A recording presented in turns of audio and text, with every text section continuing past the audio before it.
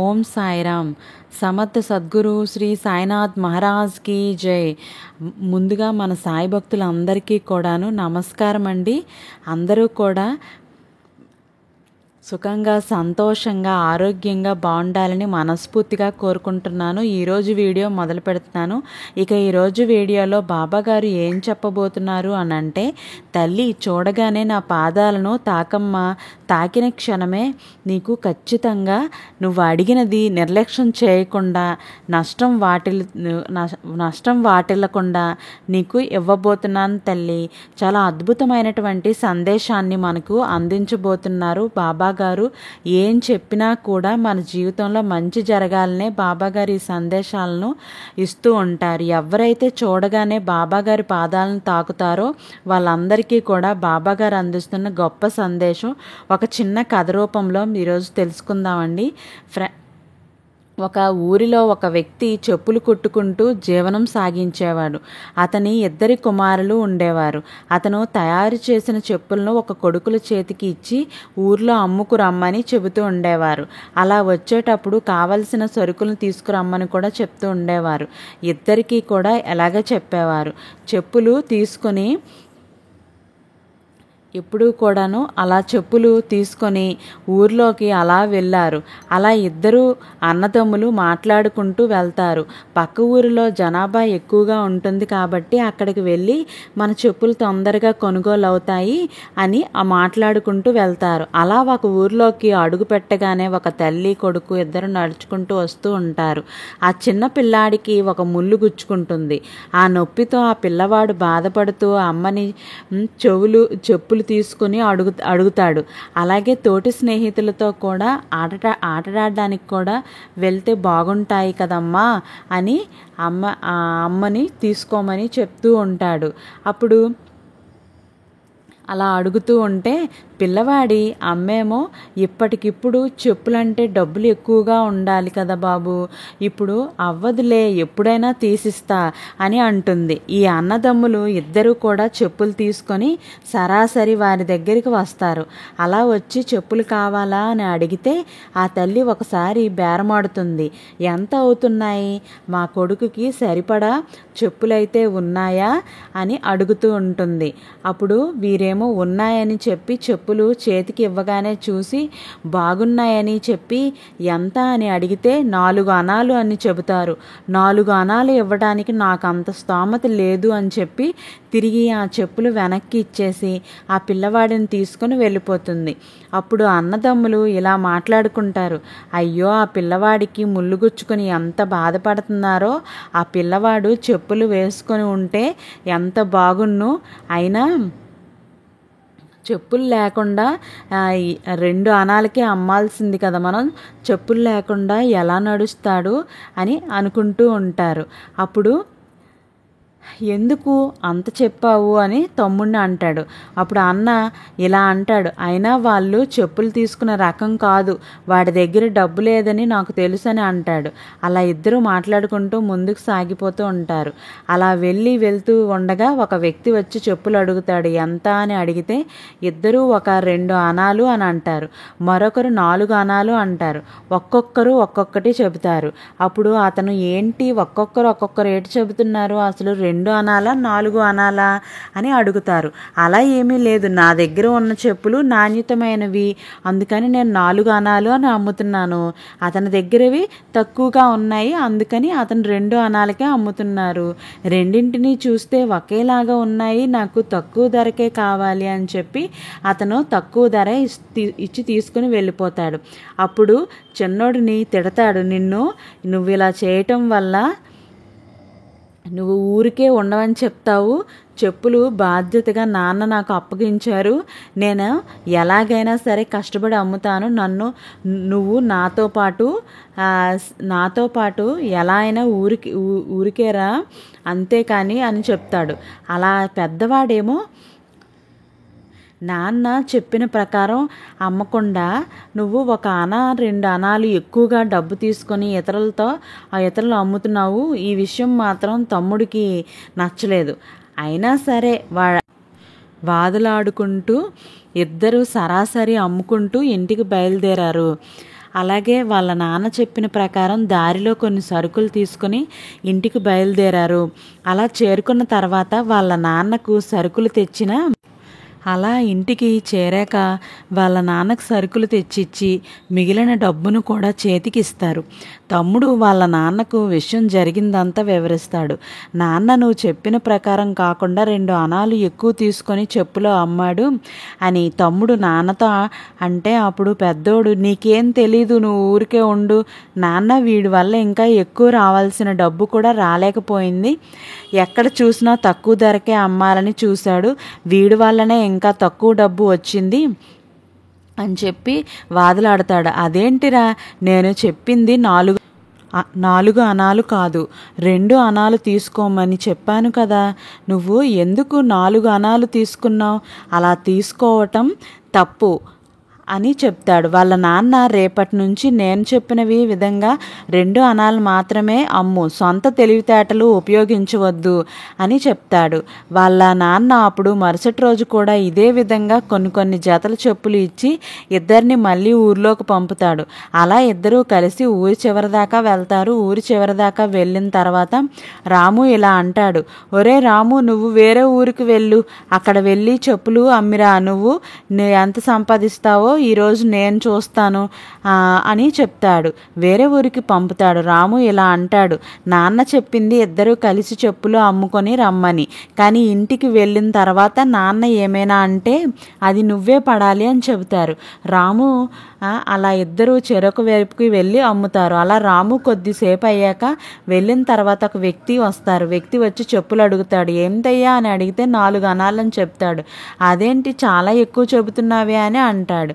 ఇలా చాలా నాణ్యమైన చెప్పులను నువ్వు ఎలా నడిచి నీకు సంవత్సరం దాకా అయినా వస్తాయి అని చెబుతాడు. అతనేమో నేను సంవత్సరం ముందు ఇవి తీసుకున్నాను, నేను 2 అణాలది తీసుకున్నాను, మరి ఎంత ధర చెబుతున్నావేంటి అని అంటారు. మీరు తీసుకున్నవి నాణ్యత తక్కువ ఉండొచ్చు, కానీ నేను ఇస్తున్నవి 4 అణాలు, ఎందుకంటే ఇవి నాణ్యత గల చెప్పులు, తోలుతో చేసినవి అని చెబుతారు. సరే అయినా ఇవ్వు, అతను 4 అణాలకి ఇచ్చి తీసుకుని వెళ్ళిపోతారు. అప్పుడు ఇతను మనసులో అనుకుంటాడు, రాము దాము ఒకవేళ ఉంటే నా దగ్గర చెప్పులు తీసుకొని ఇచ్చేవాడు కాదు, ఈ 4 అణాలు నాకు వచ్చేవి కాదు అని మనసులో అనుకుంటూ ఉంటాడు. ఆ తర్వాత రాము కూడా వేరొక ఊరిలో అలాగే చెప్పులు అమ్మటం మొదలుపెట్టాడు. కానీ దాము మాత్రం తీసుకెళ్ళిన చెప్పులన్నీ 2 అణాలకే ఒక్కొక్క జత అమ్మివేశాడు. అలా అమ్మిన తర్వాత ఆఖరిగా ఒక చిన్న పిల్లవాడి జత చెప్పులు మాత్రం మిగిలిపోయాయి. ఈ జత చెప్పులు అమ్మటం చాలా కష్టమే అయినా ప్రయత్నిద్దామని చెప్పి అలా వెళ్తూ ఉండగా మళ్ళీ ఆ తల్లి కొడుకులు ఇద్దరూ వారికి కనబడతారు. అప్పుడు ఆ పిల్లవాడు తన తల్లి దగ్గర నాకు మళ్ళీ చెప్పులు కావాలని చెప్పి మారం చేస్తాడు. అలా మారం చేస్తూ తన దగ్గరికి వెళ్తారు. దూరం నుంచి గమనించిన దాము ఇలా అంటాడు, అమ్మ, ఆ పిల్లవాడు ఎన్నో రోజులుగా నీకు చెప్పులు తీసుకోమని అడుగుతున్నాడు, తీసేయచ్చు కదా అని అడగగా అప్పుడు తల్లి ఇలా అంటుంది, తన తోటి పిల్లలందరూ చెప్పులు వేసుకొని ఆడుకోవటం చూసి ఈ పిల్లవాడు కూడా కావాలని అంటున్నాడు, కానీ నా దగ్గర అంత స్తోమత లేదు, మేము ప్రతిరోజు కూలి చేసుకొని అన్నం తినేవాళ్ళం అని అంటుంది. అప్పుడు దాము ఇలా అంటాడు, అమ్మ, వీటి విలువ 2 అణాలు, మీకు 1 అణాకే ఇస్తాను, తీసుకుంటారా అని అడిగితే అప్పుడు ఆమె ఇలా అంటుంది, నీతో పాటు ఇంకొకరు వచ్చారు కదా, అప్పుడు మీరు చెప్పింది 4 అణాలు, ఇప్పుడేంటి 2 అణాలు అని చెప్పి 1 అణాకే ఇస్తా అంటున్నారేంటి అని అంటుంది. అప్పుడు దాము అంటాడు, మీ పిల్లవాడు సంతోషంగా ఉండాలని ఎప్పటి నుంచో వాడి కోరికగా ఉంది కాబట్టి నేను ఇవ్వాలనుకుంటున్నాను, తీసుకో అమ్మా అని అంటాడు. అప్పుడు ఆమె 1 అణా ఇచ్చి ఆ చెప్పులు తీసుకుంటుంది. అలా తీసుకోగానే ఆ పిల్లవాడి ఎక్కడ లేని సంతోషం వచ్చింది. ఆ సంతోషం చూసి దాము కూడా ఎంతో సంతోషపడి అక్కడి నుంచి వెళ్ళిపోతాడు. ముందుగా ఆ అన్నని రాముని కలుద్దామని చెప్పి వెళ్తూ ఉంటాడు. దాము అక్కడికి చేరుకోగానే తన అన్న అప్పటికే వచ్చి అక్కడ కూర్చొని ఉంటాడు. ఏ రాము, ఎంతసేపు 6 జతల చెప్పులు అమ్మడానికి అని అంటాడు. నేను వచ్చి గంట సేపు అయింది, నా 6 జతల చెప్పులు 20 అణాలకు అమ్మాను, మరి నువ్వెంతకి అమ్మావు అని అడుగుతాడు. అప్పుడు దాము ఇలా అంటాడు, నేను 6 జతల చెప్పులకి 11 అణాలు తీసుకున్నాను. నాన్న చెప్పిన ప్రకారంలోనే ఒక్క అణా తగ్గింది అని అంటాడు. అందుకేరా నీతో పాటు నేను రాకుండా ఉండేది అని చెప్పి, సరే ఈరోజు నాన్న ఏం సమాధానం చెప్తారో చెప్పు అని చెప్తావో అని ఇద్దరూ కలిసి బయలుదేరారు. ఇలా చేరుకున్న తర్వాత నాన్నకు విషయం అంతా ఇద్దరూ కలిసి వివరిస్తారు. ఇలా వివరించిన తర్వాత వాళ్ళ నాన్న రాముతో మళ్ళీ ఇలా అంటాడు, ఎందుకు నేను చెప్పిందేమి 4 అణాలు కాదు 2 అణాలకే అమ్మమని చెప్పా కదా, మళ్ళీ ఎందుకు ఇలా చేసావు అని అంటాడు. అప్పుడు నాకు కావాల్సింది డబ్బు నాన్న, డబ్బు ఎక్కువగా తెస్తే మీరు మెచ్చుకోవాల్సింది పోయి ఇలా తిట్టడం ఏం బాలేదని చెప్తారు. తర్వాత దాముతో కూడా వాళ్ళ నాన్న ఇలానే అంటారు, ఒరే 1 రూపాయి తక్కువెందుకు అమ్మావు అంటాడు. అప్పుడు దాము ఇలా అంటాడు, నాన్న ఆ పిల్లవాడు సంతోషం ఆనందం మాటల్లో చెప్పలేనిది. ఎన్నో రోజులుగా వాడు చెప్పుల కోసం తిరుగుతూ ఉన్నాడో, అందుకోసం 1 రూపాయి తక్కువైనా పర్వాలేదని చెప్పి నేను ఇచ్చి వచ్చాను అని అంటాడు. అలా కొద్ది నెలలు గడిచిన తర్వాత రాము దాము వాళ్ళ నాన్న కాలం చేస్తారు. అలా కాలం చేసిన తర్వాత సంత కాళ్ళ మీదే నిలబడాలని చెప్పి ఇద్దరూ కలిసి చెరొకరు వైపు కూడాను వెళ్ళి వాళ్ళ చెప్పుల్ని కూడా తయారు చేసుకొని ఒక్కొక్కరు ఒక్కొక్క ఊరిలో అమ్ముకోవడం మొదలు పెడతారు. ఇలా చేస్తూ ఉండగా రాము డబ్బు వ్యామోహంలో పడి చెప్పులు నాణ్యత లేకుండా తయారు చేయటం మొదలు పెడతాడు. ఇలా 6 జతలు తయారు చేయడం మానేసి 10 జతల చెప్పులు తయారు చేయడం మొదలు పెడతాడు. తర్వాత ఒకరోజు ఇద్దరు అన్నదమ్ములు కూర్చొని మాట్లాడుకుంటారు. ఒరే మనమిద్దరం పెద్దవాళ్ళం అయిపోయాం కాబట్టి నీ సంపాదన నీది, నా సంపాదన నాది అని రాము అంటాడు. నేను ఇక్కడే ఉంటాను, నువ్వు వేరొక ఇల్లు తీసుకో అని చెబుతాడు. అప్పుడు రాము కూడా ఇలాగే అంటాడు, నేను ఈ ఇంట్లోనే ఉంటా, ఎట్టి పరిస్థితుల్లోనూ నువ్వు ఇక వేరే చోటకి నువ్వే వెళ్ళిపో అని చెప్పి అంటాడు. దాము వేరొక చోట ఇల్లు కట్టుకోవటం ప్రారంభిస్తాడు. అలా దాము ఇల్లు కట్టుకొని అక్కడే కొట్టులో చెప్పులు తయారు చేయటం ప్రారంభిస్తాడు. అలా దాము తన ఇంటి ముందు చెప్పులు కుట్టుకుంటూ ఉండగా ఒక వృద్ధుడు వస్తాడు. అక్కడికి వచ్చి, అయ్యా 2 రోజులైంది అన్నం తిని, నాకు చాలా ఆకలిగా ఉంది, ఏమైనా కొంచెం పెడతావా అని అడుగుతాడు. అప్పుడు వెంటనే దాము తన దగ్గర ఉన్న ఇంట్లోని రొట్టెలు 2 తెచ్చి ఆ తాతకు ఇస్తాడు. ఆ తాత వెంటనే కూర్చొని 2 గబగబా తినేస్తాడు. అప్పుడు ఆ తాత ఎంతో తృప్తిగా, చాలా సంతోషం బాబు, చల్లగా ఉండు అని అక్కడే కొద్దిసేపు కూర్చుంటాడు. అలా కూర్చొని ఉండగా ఈ దాము కాళ్ళ వైపు చూస్తాడు. కాళ్ళు బాగా వాచిపోయి ఉంటాయి ఆ తాతకి అని. అప్పుడు దాము అతన్ని అడుగుతాడు, ఎందుకు తాత నీ కాళ్ళు ఇలా ఉన్నాయి అని అడిగితే, ఎండనక గాలనక వాననక తిరుగుతూ ఉన్నాను, చెప్పులు లేవయ్యా అని అంటాడు. అప్పుడు చెప్పులు వెంటనే కుట్టి ఆ తాతకు ఇస్తాడు. ఇదిగో తీసుకో, చెప్పులు వేసుకో అని చెప్తాడు. ఆ తాత ఇలా అంటాడు, ఇప్పటికే నా కడుపు నింపావు, నాకు నీ చెప్పులు వద్దయ్యా, నాకు ఇలాగే అలవాటయింది, నాకేం వద్దు అని అంటాడు. అయినా సరే దాము బలవంతంగా తాతకు చెప్పులు తొడుగుతాడు. అలా ఆకలి నింపిన దాము చెప్పులతో పాటు కొంత డబ్బు కూడా ఆ తాతకు ఇస్తాడు. నీకు ఏమైనా అవసరం వస్తే నా దగ్గరకు రా తాత, నీకు ఆకలిగా ఉన్నా సరే నేను అన్నం పెడతాను, ఎప్పుడైనా సరే ఈ దాము ఉన్నాడు అని గుర్తించి నా దగ్గరికి వస్తూ ఉండు అని చెప్తాడు. అప్పుడు ఆ తాత సంతోషంగా ఉండాలి బాబు అని చెప్పి అక్కడ నుంచి నిదానంగా వెళ్ళిపోతాడు. తర్వాత దాము కూడా తన పని తాను చేసుకుంటూ కష్టంలో ఉన్నవారికి తనకు చేతనైనంత సహాయం ఇతరులకు చేస్తూ తెలుసుకుంటూ సంతోషంగా ఉన్నాడు. తర్వాత ఒకరోజు దాము ఇంటివైపు ఒక సాధువు వస్తాడు. ఆ సాధువు దగ్గరికి రాగానే దాము బాగున్నావా అని అడుగుతాడు.